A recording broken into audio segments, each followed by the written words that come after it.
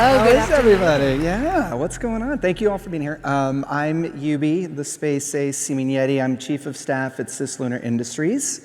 And I'm Sarah Calmetta, also known as The Pivoter. I'm the founder of Pivot Point International. And while we're both many things, today we are your co-hosts. Yes. Before we get started in introducing the rest of our panelists, we have a special video from someone who really wished they could be here today.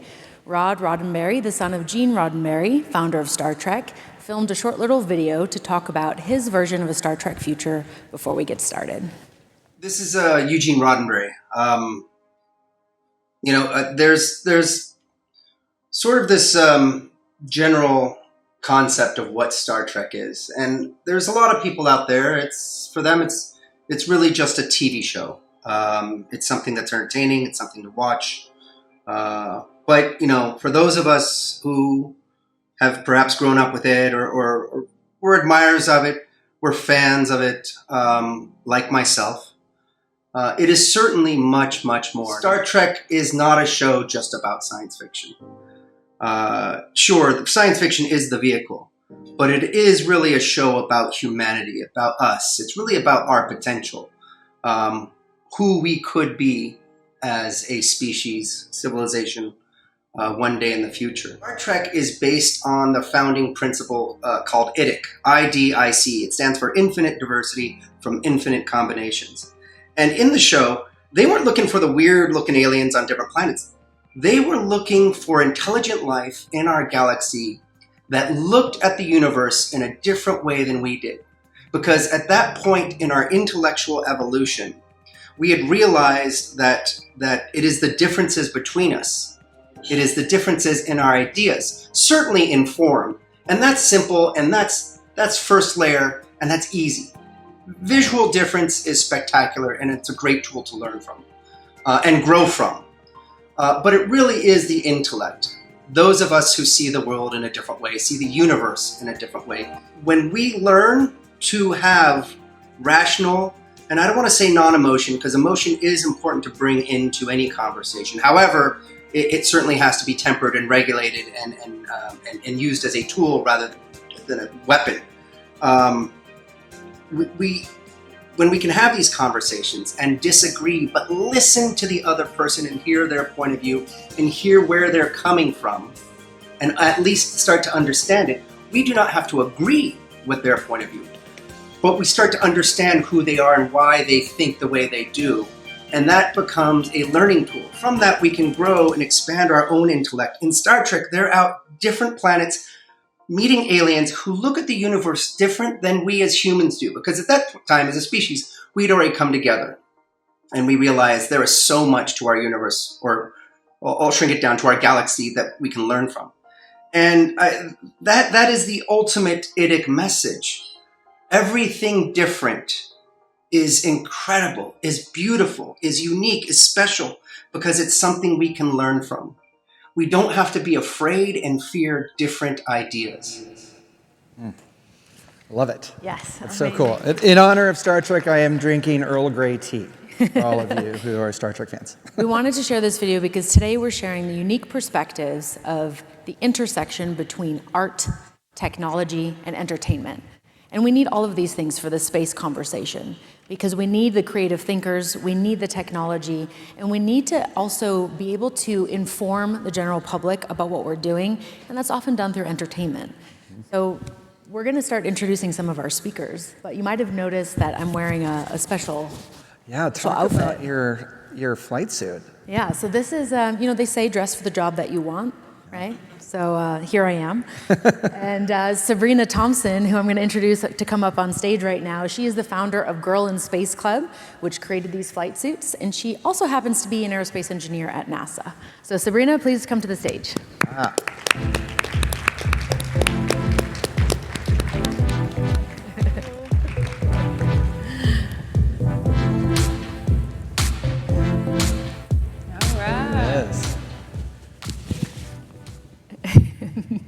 That is me at the Analog Astronaut Conference, where we were doing another space fashion show. And you can see Sabrina's also got her gear on that she's wearing. She's designed all of these. They're also available for sale.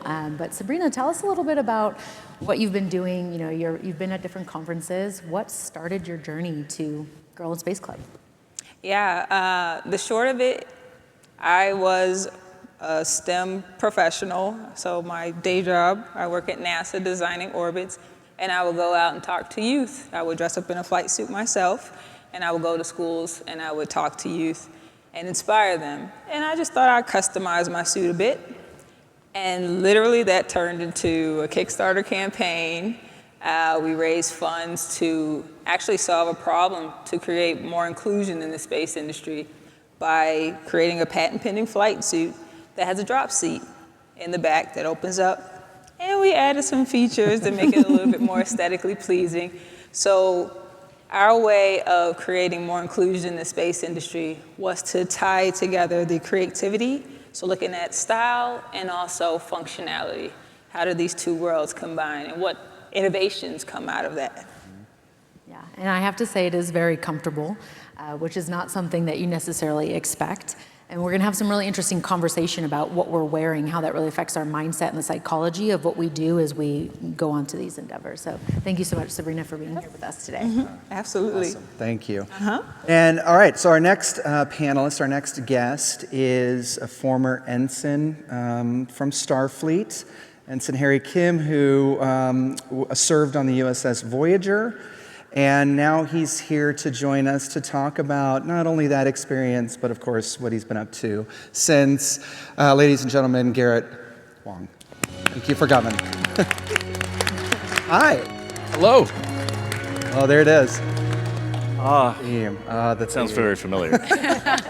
So, Yes. So talk, what have you been up to since you guys got back? Yeah. I spent 7 long years in the Delta Quadrant, and but I did make it back to Earth. Yes, Starfleet headquarters in San Francisco. Yeah. But I did leave Starfleet because I didn't get promoted. Right, in 7 years. So those of you who know Star Trek understand this.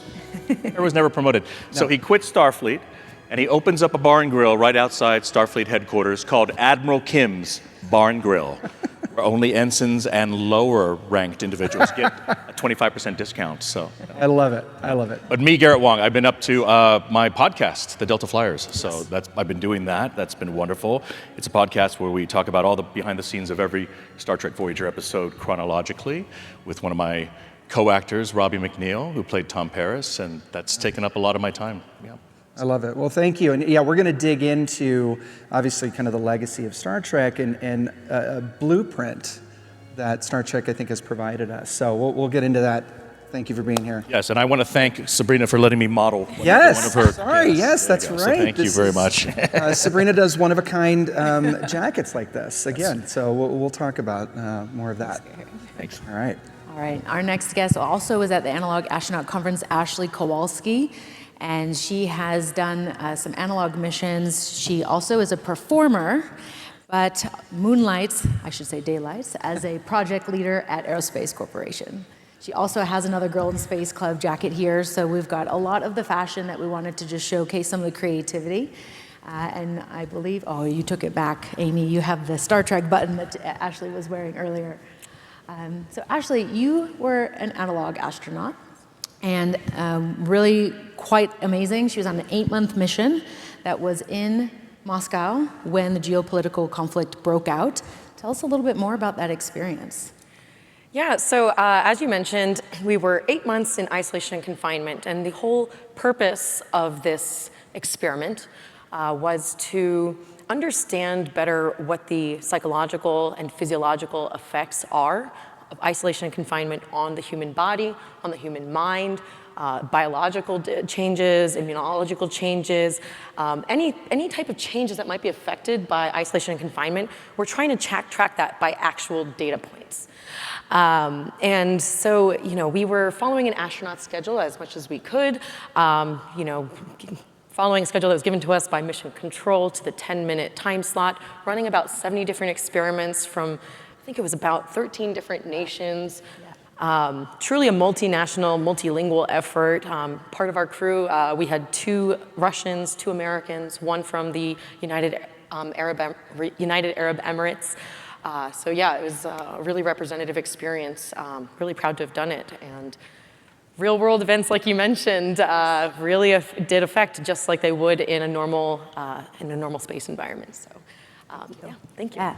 So we're going to start going into our conversation, but we just wanted to introduce all of our panelists to showcase the variety of skill sets that we have, the variety of perspectives, and as Rod mentioned, Eugene Roddenberry, what perspectives we need to consider as we move forward and how we can consider these different points of view as we go into the future and working together to really collaborate and innovate.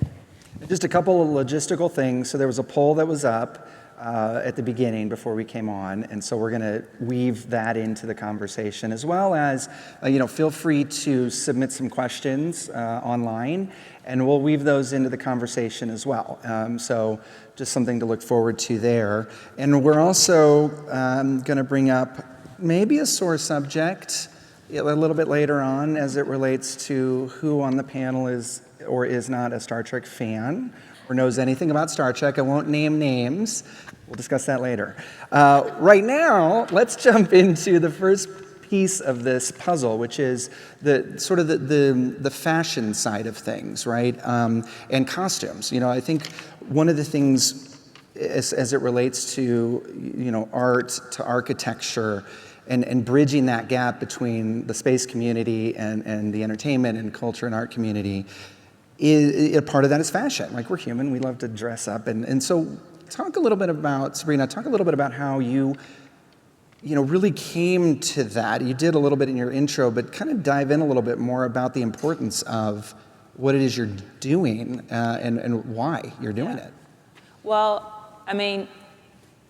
I was the artist kid that stumbled upon a career in STEM, right? So I'm an aerospace engineer, but innately I can look at something and draw it as it is, or imagine it, appearing somewhat differently. And so for me, I thought about how I, got my foot in the space industry. And it wasn't because I was taking apart, remote controls and TVs and breaking things and playing with Legos.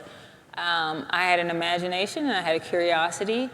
And so my goal was to bring more inclusivity into the space world by going back to my beginnings, which was in art, which was in design.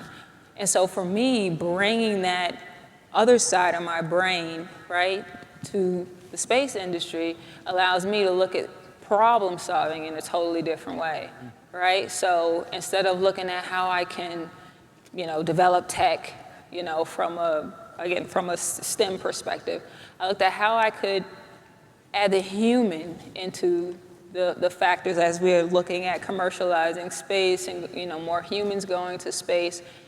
What role could I play that would allow those behind me to play a role who wouldn't traditionally play a role in where we're going in the space industry? Yeah, no, and I love that. And Ashley, like your experience, and we kind of talked about this, I think yesterday a little bit, but talk about your experience as an analog astronaut and the clothing and what you had available to wear.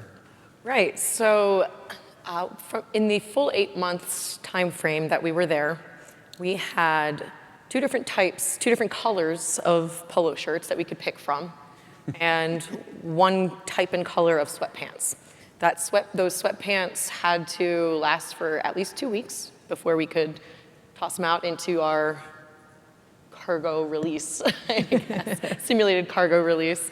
And then other than that, that's all we had, really. And I remember this moment that when we were in isolation, so we were allowed to bring in a kind of like a separate little private bag of something. So I packed in like these hiking pants that, are really compressible, I could fit it in there. I was wearing them one day, and my fellow American crew member, he basically came up to me. He was like, man, I really wish that I had thought of bringing some other pants. Like, this sucks wearing, my sweatpants all the time, because you're working in them. You're doing your leisure activities in them. You start to kind of mix your feelings of what is supposed to be a relaxation point and what is supposed to be a productive point in the mission because of your clothing, actually.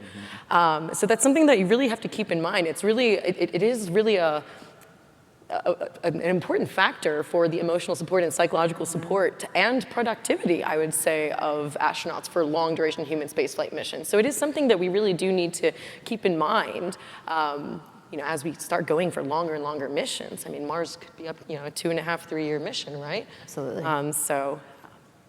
Everyone's been through COVID, right? So you remember what it was like in the beginning, and you just kind of rolled out of bed and you went to your laptop and started working, but you're not really feeling like working. You're not in that mindset. And there's a whole science behind the psychology and what happens when we put on different clothes. And anyone who has children will know exactly what happens when their kids put on a Superman costume or a mermaid costume. They just transform. And the most shy little kid will all of a sudden have all of this confidence.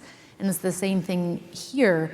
We have to consider these seemingly insignificant but very impactful conversations so that when we are on long deep space missions or in long analog missions, we're taking into account all the factors that could affect productivity.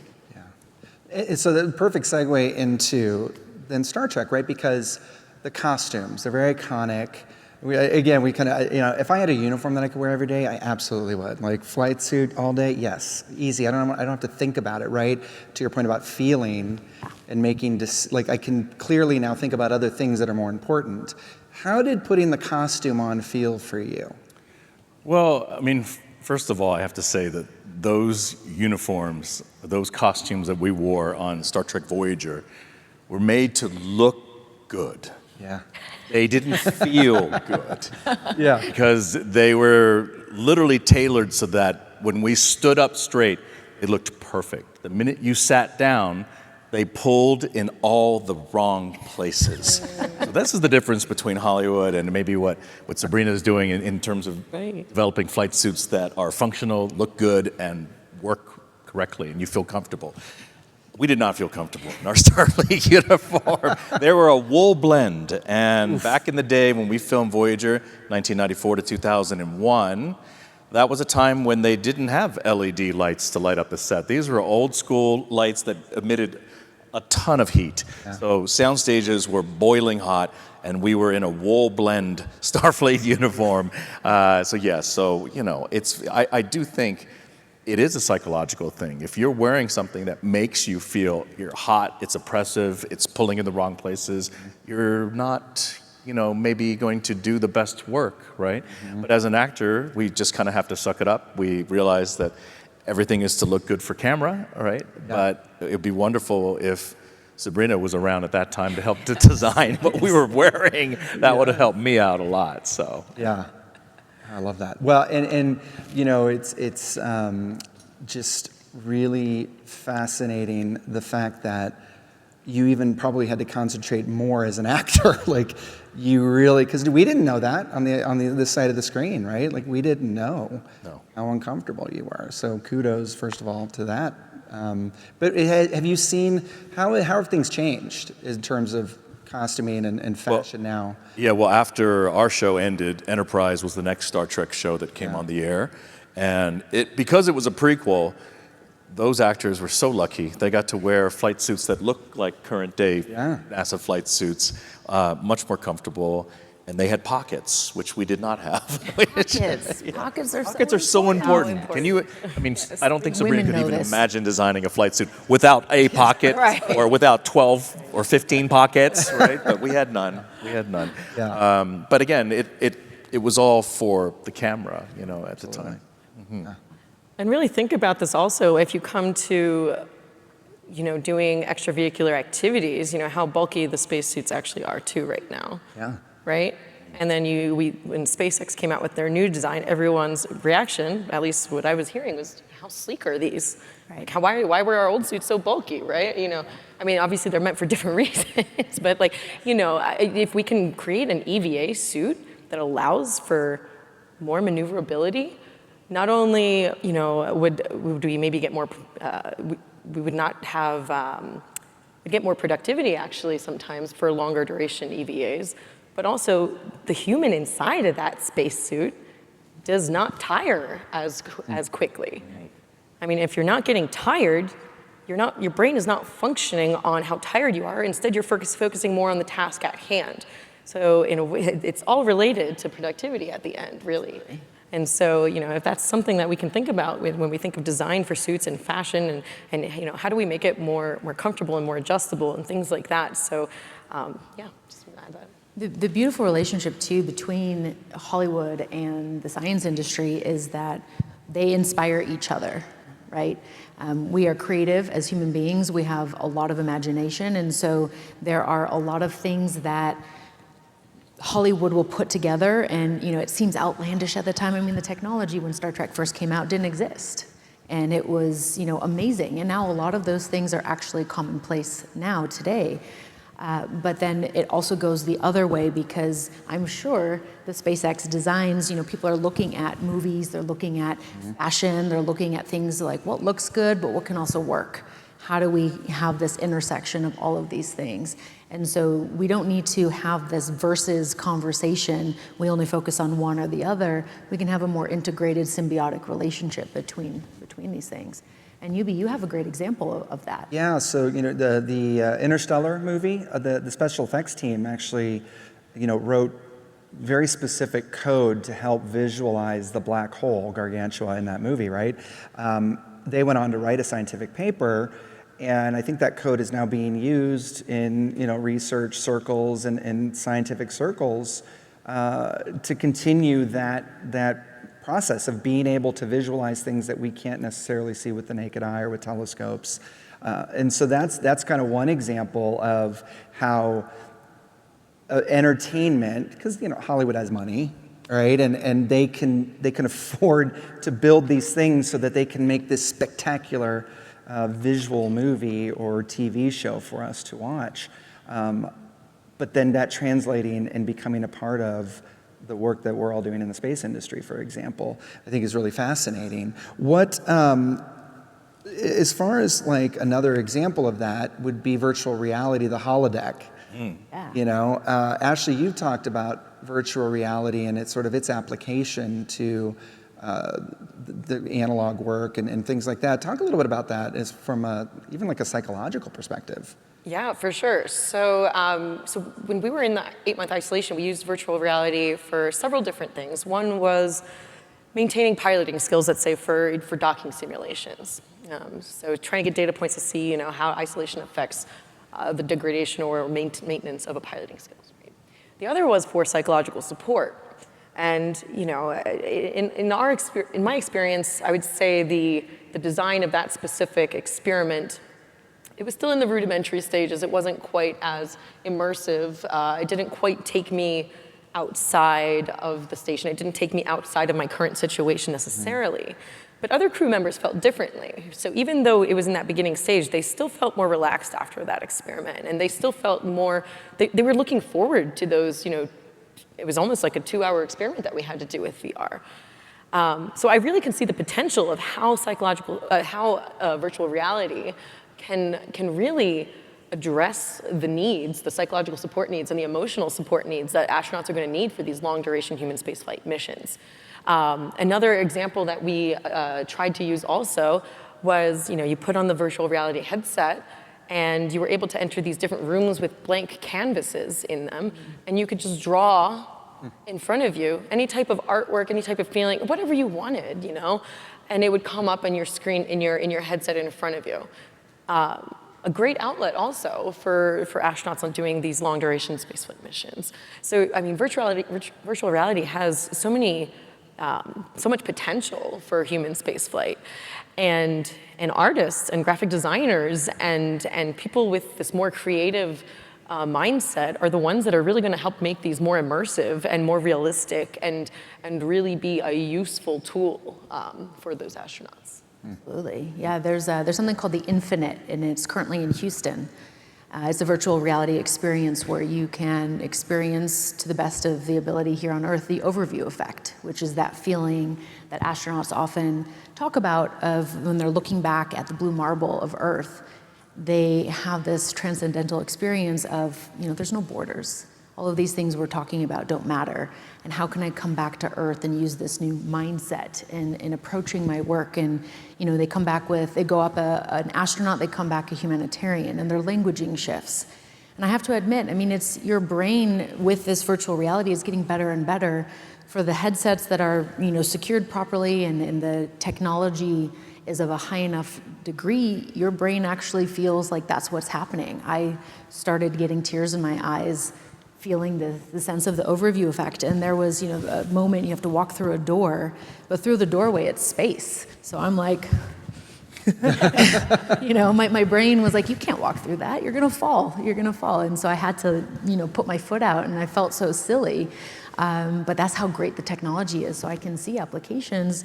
We don't get sunrises and sunsets, and we don't get nature walks on deep space missions. So if you have a headset where you could simulate that, that's going to help that sociological, and emotional component that's really needed. Yeah. And think about even if you are waking up and and you're able to put on this virtual reality headset, or you're able to have some kind of thing in your small compartment in these future habitats that actually, like you said, does simulate the rise of the sun and the sunset every day. Not only does it help psychologically, it's also helping your circadian rhythm. Absolutely, yeah. Which is so important to also the productivity of astronauts. So. And the applications for that here on Earth also, for people who are working night shifts, flight crew, and just getting your system regulated, right? We now know there's different cycles if you're crossing time zones and how you can mitigate that leading up to it. With this technology, that's going to boost that even further. And so that's just going to improve productivity, improve buy-in, and the component of avoiding burnout, which is something that's very real in today's fast-moving world. Well, how did they explain the holodeck to you guys when you were filming? Well, first of all, I just want to say how amazing it is to know that Star Trek, or Hollywood and specifically Star Trek, has influenced modern-day tech. Yeah. Talking about 1966, the original series, Yeah. their communicators, they flipped out, which eventually influenced the designers of the Motorola StarTAC phone that flipped out. All of you remember that. Well, there might be some youngins here, but that phone, and also beyond, if you talk about the holodeck in Deep Space Nine and Voyager, TNG, that is, virtual reality today is basically step one of getting to the holodeck that we have on Star Trek, which is a virtual reality experience without the use of any type of goggles or anything that you need to experience it except for the room. I did remember in the 90s reading an article about a medical school that had basically recorded a surgery from every single angle, and they produced their own holographic image of a video of the surgery that students could walk around and see it from every single angle, and again, influenced by Star Trek, right? Yes. So modern day VR right now, as we see it in its infancy, I do believe is definitely influenced, or at least whoever began the first designs of VR now. Sure. Definitely Star Trek fans, or at least channel surfed and saw that and thought, hey, we can make that happen. Yeah. Did whoever designed the holodeck for the shows, did they know what they were doing? How did they explain it? How did they kind of know what it, where we were going, and would it become a real thing? Yeah, if you see, if you, on the show, if you walk into a room that's a holodeck room, and it's not, you're not running a program, you see a grid work, a framework of, it's just almost like a metal framework, but at every juncture, every few feet, there's a lens or a camera that's projecting an image into the room, right? So kind of how they explained it to us, I suppose. Interesting, right? yeah. Not only the holodeck, but if you think about modern day, like an iPad, Sure. they were using pads on Next Generation in the 80s already. Like you're handing information to the captain, he reads it on a pad, and we called it a pad then, a PADD, personal access display device is what we called it, and then it became modern day iPad, exactly. Absolutely. So Star Trek has definitely always been on the forefront of that. Well, let's do a little audience fun real quick. I think there was a glitch with the polls, but we'll just do it kind of by hands. I'm going to name some Trek technologies, and you tell me if they're real or not. We talked about communicators. Replicators, real or not? Yeah. How? Kind of. It depends. Yeah. 3D printing, right? Yeah. All right, how about, video calling? I mean, that's clearly. Tricorders, real or not? Again, Something. maybe. Yeah, right. Universal translators? Yeah.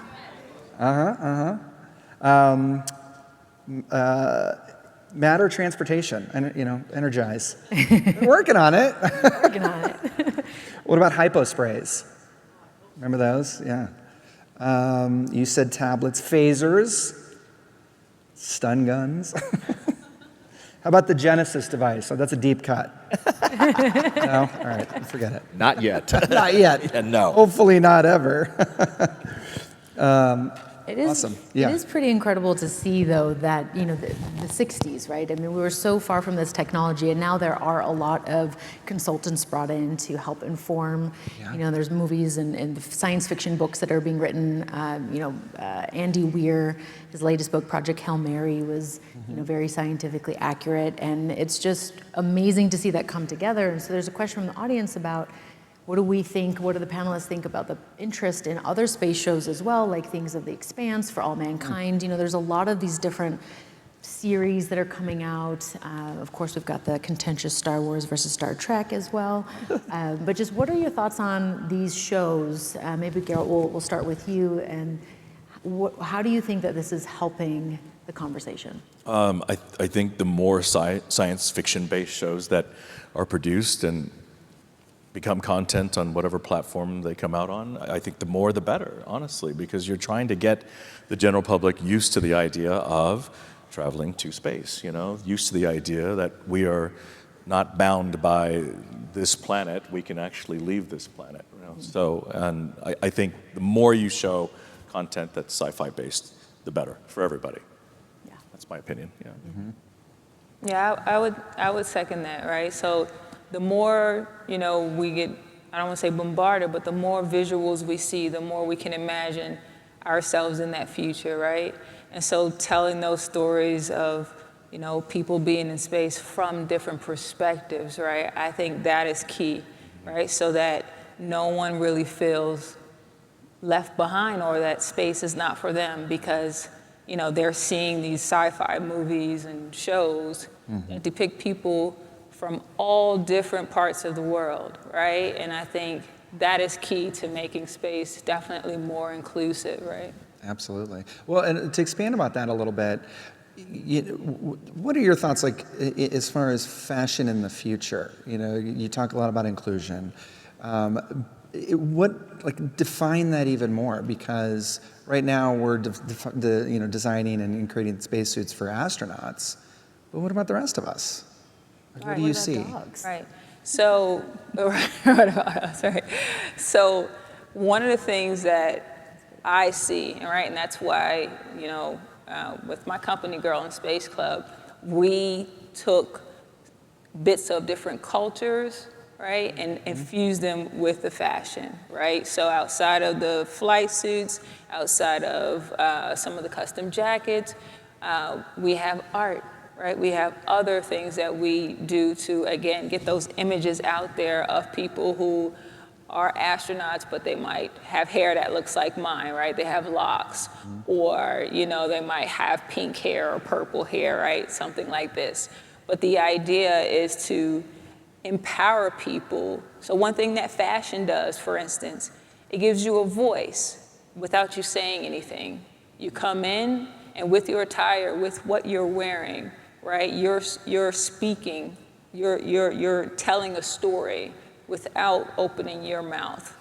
And so our goal is to expand this idea of being an astronaut or dressing up in a flight suit beyond those who are just working in the space industry. But what about those who they think it's cool, right? They might watch Star Trek or Star Wars, right? Here we go. And they might be inspired by that, right? And so opening that up, right, to a broader audience in different ways, and you can do that through fashion and through just just apparel in general. Yeah, I mean, all the cosplay, all the conventions where people dress up, like it is absolutely a powerful influence on people. They want to be in those shows, right? And they want to, because I think there's a lot of people, to your point, who can't necessarily stand up and speak for themselves, but they can through what they wear. Yeah. And the shoes, right? And the hat. And I think that's very powerful. And again, why I love sci-fi, just in general, blanket, right? Like the more the merrier. But because of that, because now we get to see, these writers and these creators, we get to see what they're thinking, how they're seeing space through that. Ashley, what do you think about in terms of more or less sci-fi? And remind me, do you use Star Trek? Yeah? You like Star Trek? I am one of those panelists who has not really seen Star Trek. We had a Zoom call meeting before this, and on the call, Sabrina's like, "Okay, Yubi, I'm not one of those Star Trekkies or Star Warsy people," and then she chimes in, "Me neither. I don't know anything about it." And I'm thinking, shame on both of you.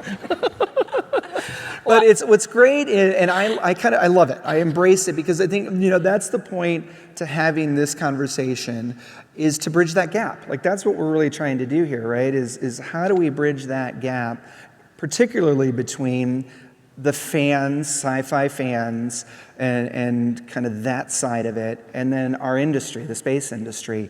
How do we make that more intentional? And we purposely picked Star Trek to drive that conversation because we've talked about this, Garrett, like Star Trek provides a roadmap that other sci-fi doesn't necessarily, right? I mean, Star Wars is good versus evil. It's more fantasy. But Star Trek, it's like a legitimate, we could take that and use it to build a version of that future for ourselves, I think, right? I mean, what do you guys think about that? Yeah, and that's why we had Rod share his vision of what that means, from how he grew up with his father talking about Star Trek and just this community that has been built up around it. I mean, the Star Trek convention is starting tomorrow here in Vegas, and it's going through the weekend. Yes, woo! We're going to be going there as well, and we do have a special announcement at the end of this that we'll share some surprises for everybody. But it's bridging this gap is really important because while some of the shows might be fantasy and it may not be real yet, it is a way to spark creativity and a way to help us think differently and go, what if that was possible, right? And so if we are sitting here in the space industry going, that won't work. That's not how science works. That's not how this process works. That's not how it works right now, but that's also what they said 20 years ago when those innovators and those pioneers were coming up with new technology. Mm-hmm. And so we need to open our minds and listen. And again, we don't have to take the perspective, but we can listen to it and we can see, well, how can we stretch the boundaries of what is possible now? And let's remove those limits for ourselves and for our own thinking. Yeah. Because a lot of what we experience today, just 100 years ago, was completely impossible. If we time traveled to 1924 and showed them an iPhone or 3D printer, they'd think it was magic. Yeah. Right? So we want to bridge this gap more and more so that we can get people on board that are in the general public. We can make sure that the narrative is correct, and also inspire us, right? I mean, we all have that little kid inside of us that is fun and creative and playful. So how do we bring that back instead of making it a lengthy, bureaucratic process that is no longer fun, and we lose brilliant minds who end up going into other areas where they can play. You know, I mean, Albert Einstein is credited with saying intelligence is creativity having fun. So, you know, we want to open the doors and have these conversations instead of having it, you know, in separate rooms. And another thing to remember is, you know, we have one idea of space. The general public has a different idea of space. Hollywood has a different perspective. So we want to start to blend that more and more because, you know, I heard in another panel they were talking about the nostalgia of the Apollo era. Right now it's very romanticized, and like the American public was behind it, and it was, you know, everyone was for it, and they were not. You know, at that time, if you're looking at the headlines and the narrative of the people, they were not necessarily supportive. And we're in that same position today. So how do we have people understand that what we're doing is not just for the benefit of exploration or getting to other worlds, but bringing this technology back, making life better here on Earth. And it's a both conversation. And I know Mariba Jah will always talk about, you know, Earth is a part of space. It is inside space, you know, it's not separate. Earth is not separate from the space or the solar system or the universe. So how do we make sure that this is a cohesive conversation? Yeah, Frank White talks about Earth as a spaceship. I mean, essentially, we're all astronauts on this spaceship hurtling through the universe, right? And so it just sort of seems natural then to hop over to the next town, you know, the moon, and then the next town over, Mars. And yeah, I love that. I love that. Speaking of your role, you know, international partnerships, right, at the Aerospace Corporation, what, and kind of rounding back around to that question about science fiction, you know, do you have conversations with global partners or potential global partners? Does science fiction ever come into those conversations? You know, I like to think about Cislunar Industries, where we work, and you know, building what some would say is absolute science fiction. But and we have these conversations every day, like, oh my God, we're building space foundries. Like, what? Like, are there those kind of conversations happening? And from a global perspective, what does that look like? Yeah, I mean, yeah, in my day job, I do a lot of international space partnerships for my company, Aerospace Corporation. And yeah, you know, I would, while we don't talk about science fiction necessarily, right, we are always trying to push the boundaries of what's within the realm of possible, I would say, with our partners. You know, right now, believe it or not, it's very difficult for us to communicate sometimes with even our closest allies, right? How do we jump that hoop? How do we get over those hurdles? While it's not necessarily a science fiction or an artistic endeavor, it's still let's think outside of the box and not do it the way that we've done it for the last 20 to 30 to 50 years or whatever, and just put that aside and say, okay, this is what we have on the table now, let's move forward with that. Yeah, I guess I'll leave it at that for now. But yeah. Yeah, I think it also points to, you know, the industry. It's not just the U.S. It's global, right? It's a global. It has to be a global effort for us, for humanity to, you know, kind of go out into the stars. To bring it back, I'd love, Garrett, your story, your journey, right, as an Asian American. Yeah. Talk about that, because it gets into this kind of diversity kind of conversation and your journey to this point, and like how important diversity, you know, really needs to be if we're going to make this work. You're talking about my origin story? Your origin story. Yeah. For me, I was like every other Asian American in this country. I was headed for med school. And then when I was at college at UCLA, I called my parents up to tell them that I no longer wanted to go to med school, which my mother then said, "Oh, you're going to go to law school?" I said, "No." "Oh, you're going to get your MBA. You're going to go to business school." I said, "No." He said, "What are you going to do?" I said, "Well, I've decided to go into acting." At which point she dropped the phone, picked it back up, and said, name one Chinese man, name one Asian man who's been successful in Hollywood. Just name one. And I said, Bruce Lee. To which she didn't skip a beat. Her response to that was, he's dead, pick another. Which I have now decided will be the title of my autobiography when I do choose to write it. He's dead, pick another. Pick another. Pretty catchy. Yeah, I love that. And it's true. There really wasn't, Jackie Chan hadn't really come over here. He did come over to do one movie, Cannonball Run in the 70s, went back to Hong Kong. So in the 90s when I started deciding to be an actor, there was nobody that I could say, right? Yeah. But thank God Star Trek was there for me, because it is the one show that believes in any ethnicity, any alien, anything, IDIC, infinite diversity in infinite combinations, right? And I do feel that Hollywood and the space industry can learn from each other. Ashley was talking about thinking outside the box. How do you think outside the box? Well, if you're in the space industry, maybe you start watching some Star Trek. Maybe you start watching some Expanse, whatever sci-fi floats your boat. But then that's when your mind starts thinking of, hey, there's other ways to come up with a solution or a way to do something more effectively or be more productive, because you're thinking outside the box. And it's interesting that on Voyager, we had a science consultant the entire 7 years. So a lot of the science that when you're talking about impulse drives or warp drives, it's all based in solid science, principles, physics, whatnot. So quantum physics, whatever you want to throw in there. But we had a science consultant. So Hollywood itself can learn from the space industry, and space industry can learn from Hollywood. So that's why we have this panel here. This is the infancy of merging both science fiction as we know it that Hollywood produces and the space industry. And that's what we need, for sure.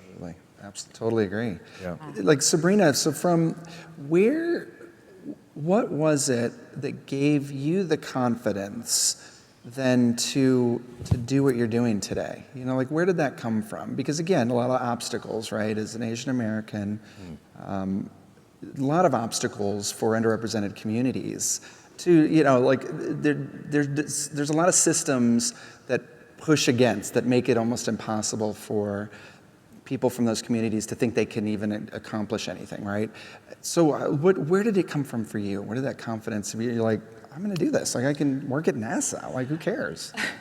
So I was always the kid, if you told me I couldn't do it, then that was the thing I was gonna try, right? So I always had, I don't know if you wanna call it this stubbornness or this can-do attitude.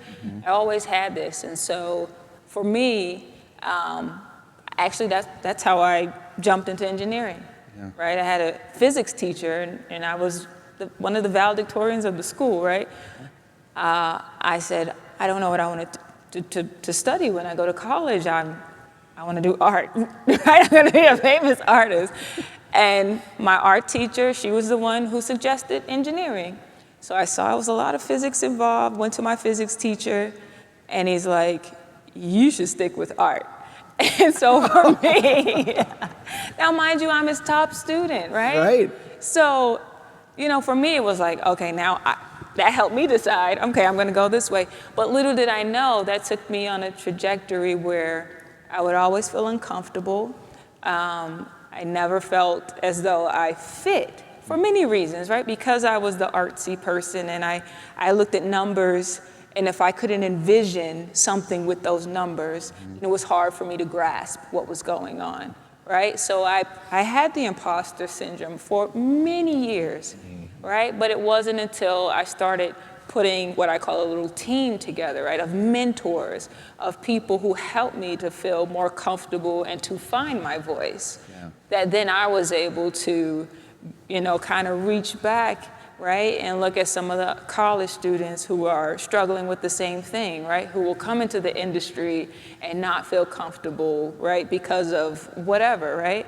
And so it's like, okay, well, Sabrina, I feel that it's my duty, right, to get comfortable and to make space for people who are coming behind me, like people like, I could think of, the legendary Katherine Johnson, right? Like literally at NASA, I do that same job, and I didn't learn about her until the movie Hidden Figures No came way. out. Oh, wow. And I'm like, this woman is literally the next state over, right? Like, so I don't want to be hidden. I don't want to be the hidden figure. And I don't want those coming behind me to feel like they have to hide. I want them to be able to bring their true selves to the table, because we need that. We need those diverse perspectives to really create like our future, especially in the space industry. Beautiful. Thank you. You're welcome. Yeah, they'll have to do a sequel to Hidden Figures just called like, I don't know, Scene Figures, or like Figures. That's it. Show them. All right. We do have some Yeah. questions from the audience. So one of them is, we're so focused on requirements and utility. So how can we start to infuse architecture and art into things like spacecraft design, habitats, things like that? Ashley, maybe from your perspective, from like an analog and living conditions, and then I'd love to hear from Garrett and Sabrina as well. Yeah, that's the idea of how to design habitats and as you said, habitats. Spacecraft design. Spacecraft in general, spacecraft design in general. While a spacecraft and a habitat, the first and foremost thing that they need to do is have, serve their utility. That is the most important thing, right? However, there are ways to make it, obviously, a little bit more, let's say, cozy, for lack of a better term, for these people that are going to be living there for long periods of time. So, I'll say, for example, in the ISS, if you guys have, I'm sure all of you have seen images and videos on the inside of the ISS, it is pretty much white is the color. Yeah. It's white. It's mostly white. I mean, obviously there's all the equipment and everything everywhere, but it's mostly white. So when I was in isolation, we had wooden panels inside. So people were asking, over and over, what was the purpose of that? Honestly, I mean, that facility itself was, built decades ago, so I think it was really more just an architectural choice back in the time. But you started thinking, I felt super cozy in that environment, right? Those wooden panels made me feel like I was at home. It made me feel like I was in an actual house. Like, I was at, I didn't feel maybe that same distance or isolation as I might have if those walls were metallic, like just plain metal, or if they were plain white. So that's something that we actually do really need to think about. And what I say in a lot of my discussions with folks is that, the future of the type of astronaut that we have is also going to be very different. We're always going to pick smart people. We're always going to pick fit people. But we've never really dealt with this issue quite yet of how does a person break under these specific conditions, right? And so, we just don't have those data points yet. We don't have 3-year data points in space for humans.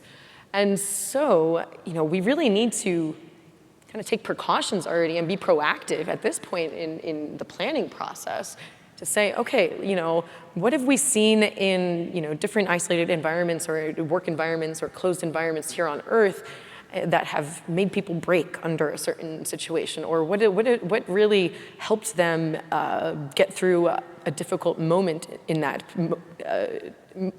get through a difficult moment, and how did they get through it? And interior design, architecture of the space habitat is going to play a huge role. So I don't have the exact answer of how yet we're doing that. But there does need to be more overlap. I mean, maybe we need to hire, more architects at our space companies. Maybe we need to hire, actual, visual artists. Maybe, whoever it is, maybe we do need to start hiring more of those creatives coming into our space companies. Because, engineers, while we are creative thinkers in a way too, and scientists, researchers, we're all creative thinkers as well, there still is a limit sometimes. We still think within our lines, within those requirements, and sometimes it's hard to, think beyond, what caused that requirement? Do we really need that requirement? Can we adjust that requirement? Yeah. And sometimes it takes somebody outside of the box, as I said earlier, those creatives, to really come in and kind of change the game, I think. Yeah, absolutely. And it's about having these types of conversations. We know there's a whole psychology and science of color, right? And so what color things are, what clothes you wear, what you paint your walls. For example, yellow and red cause agitation. And so that's why McDonald's chose yellow and red for their colors, because it means you will get out of the restaurant faster and fast food. That was the original reason behind the color choice. Wow. So there's a lot that we can do here, and it's about raising this in your own meetings, in your conversations, making these suggestions. I'll give a funny example to Ashley's point earlier. I was like, should I go out with my collar up, show the design? And Ashley's like, that's not how it works. You gotta have it down. And I was like, this is an engineer, I understand. This is a point blank. You know, the engineer and the more, I mean, more creative, I would say. Like you have the more artistic mindset. Yeah, and so I think having the blending of that, I know Stellar Access in Houston, they're creating more spaces for this type of conversation in an innovation hub. And so what is it that you can do in your companies? How can you raise these conversations or bring in advisors? I think those are going to be the most important ways we can do that. Garrett and Sabrina. Yeah, first of all, I just want to say, Ashley, we need to start a petition to remodel the ISS to have wood paneling on the walls, just like you said. But you're right about color, though, Sarah. Color is definitely evokes, like anytime I go to somebody's house and I look at their bedroom and it's red paint, I'm like, oh, that's not good, It's just like, Abort why mission. are they doing that? Leave. Yeah, and the fact that the ISS is all white is, no one even gave any thought to put any color in there, right? The color green is going to make you feel calm, relaxed, Sure. White, I don't think evokes that calmness at all. I think it's very clinical to have a white. I think of people in the straitjacket. In a straitjacket, exactly. Absolutely right, yeah. This is still a difficult thing to, scientists and researchers still have to take into account because, paint is also going to be heavy. Yeah. Wooden panels are going to be heavy. So what are alternatives? So maybe now we go to the materials industry to see what is something that's as light as a feather but gives me the same hominess and coziness feeling as wood paneling in my home. So LED lighting, maybe? Exactly. Some change things the like color that. of the wall So, that way. Yeah. I can see so much overlap, and there's just so many possibilities, and it's. Well, and then fashion, right? So now let's take that, because now, while these flight suits and other garments and things are practical, why not spice it up? The thing is, we're human, and wherever we go, we're taking that humanity with us. And so, you obviously give a lot of thought to how these suits can look, and what's that process for you? Like, how do you, I don't know if you can individually customize each one well, I guess you could, but so is that the plan? What's your plan? So right now we're working on our manufacturing arm. So up until this point, we were trying out different manufacturing companies in the U.S. And for us, the thing is quality control, and the customer experience.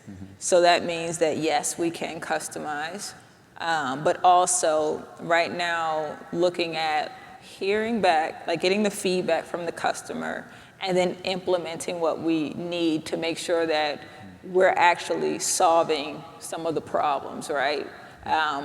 I've never been to space, at least not yet, right? The furthest I've gone is 0G, right? But experiencing that myself with the suit, right? Yeah. And that was a partnership with Aurelia Space. But for the most part, there were students in companies who were basically doing experiments. And so we had people try out the flight suit. I had one on, and I'm looking at the flexibility, and they're doing their experiments. But something as simple as closed pockets, right? If you're in a 0G environment versus, just kind of walking along the street with a flight suit, right? There's a difference. Yeah. And so taking those things into considerations. Yeah. But just to mention something, from Sarah's question, right? Just kind of combining both sides. As an engineer, looking at requirements and designing within our design box, if you will, and then what I call desirements, right? So adding more desirements, right? So on the science side, when we're talking with when they're talking with us, the engineers, it's usually as an engineer, we want to know, okay, what's the real requirement for the science, right? For you to get your data down. And then what's a desirement? That's a great term. But thinking about the International Space Station and just in general when we're designing, maybe keeping some of those desirements, right, in there and broadening up our design space. Yeah. Yeah. Desirement. I think that's a Tag it, hashtag. This is a great conversation as well to help you bring this back into your organizations. Yes. You know, we have the requirement, but what's the desirement? That way you also know what you can work towards. So if there's the capability, if there's the resources, then you can have those possibilities. Yeah. So we're running out of time for our panel. We did have some other questions here. We're all going to go to the Star Trek convention on different days, so don't worry, we'll see you there. But Yubi, we have some things happening right after this. Please stick around for the reception that's here in the Expo Hall, Summit Ballroom, because we have some special guests joining us from Starfleet, fellow officers of Ensign Harry Kim. So Stephanie Chakowski, who played Lieutenant Tavine on Star Trek Picard Season 3, if you watched Picard, will be there. Nana Visitor, who was on Deep Space Nine. Terry Farrell from also Deep Space Nine, hopefully will be there. We're not quite sure. She's maybe. Chase Masterson, who was also on Deep Space Nine. I feel like a little reunion happening here. John Billingsley from Enterprise. Dr. Phlox, and then some of the production team from the Picard, Star Trek Picard series. So it's, again, you know, our ultimate goal here is to intentionally create connections between that community and our community, to drive creativity and into our processes more, and vice versa, to inspire more stories to be told about the work that we're all doing, because we are doing amazing things, but not a lot of people know about it. And so what can we all do to spread that word, to get more people out there, to create kind of our own overview effect, if you will? That's our goal. And again, we thank you very much for being here. And yeah, let's go hang out and be Trekkies together. Very Trekkie. Embrace some new Trekkies at the reception. So thank you all very much. I really appreciate it. Thank you all.